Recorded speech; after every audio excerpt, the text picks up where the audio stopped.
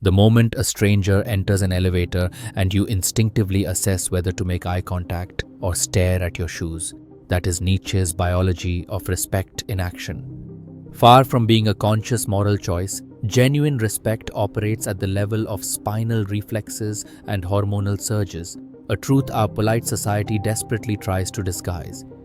Nietzsche saw through this masquerade, recognizing that what we call respect is often just the body's involuntary response to displays of power, vitality, and dominance, an animal reality dressed in human etiquette.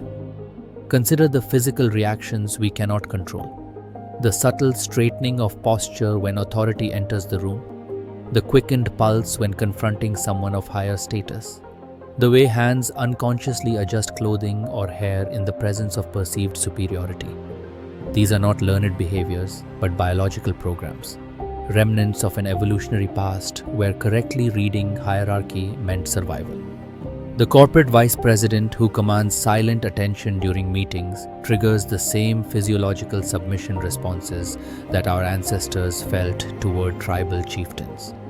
Modern office politics merely repackages ancient dominance dynamics in PowerPoint presentations and performance reviews. Nietzsche's genius was in recognizing how morality obscures this biological truth. We preach that respect should be given equally to all, yet our nervous systems betray us. Watch how people physically orient themselves toward the most dominant person in any gathering, shoulders angling toward them, voices modulating to match their tone, laughter timed to their humor.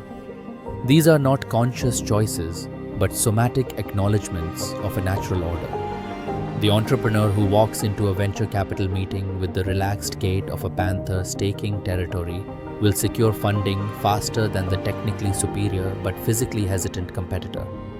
Investors don't just evaluate spreadsheets, their gut instincts respond to displays of biological confidence that signal an ability to dominate markets.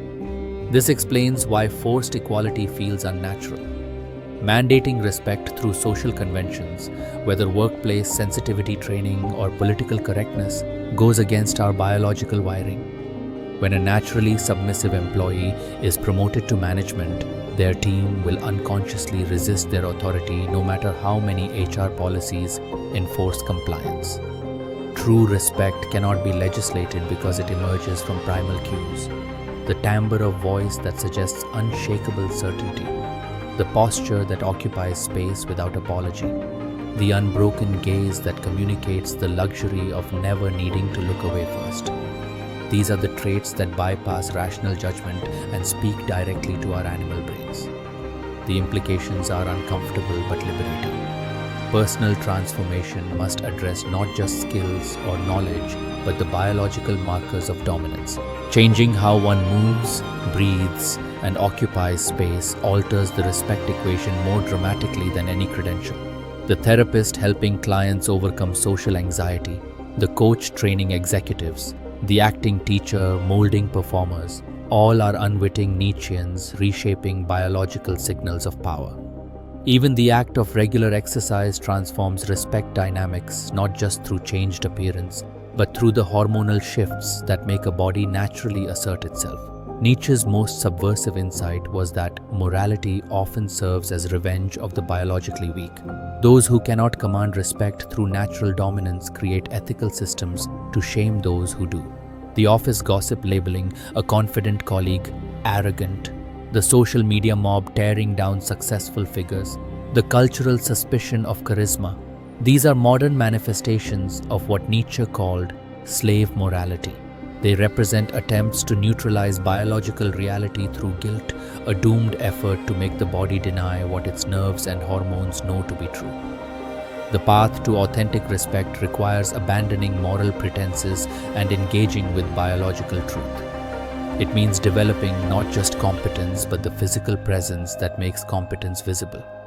It demands recognizing that human interactions always operate on two levels: the surface conversation of words and ideas, and the older, deeper dialogue of posture, eye contact, and territorial claim. In a world where we pretend respect is given, Nietzsche reminds us it is always inevitably taken, and the body knows this long before the mind admits it. Those who master this reality stop pleading for fairness and start emitting the undeniable signals that make respect not a request but a reflex. They understand that lasting influence comes not from convincing minds, but from speaking directly to the animal within every human, the creature that still knows, in its muscles and bones, how to recognize its rightful alpha.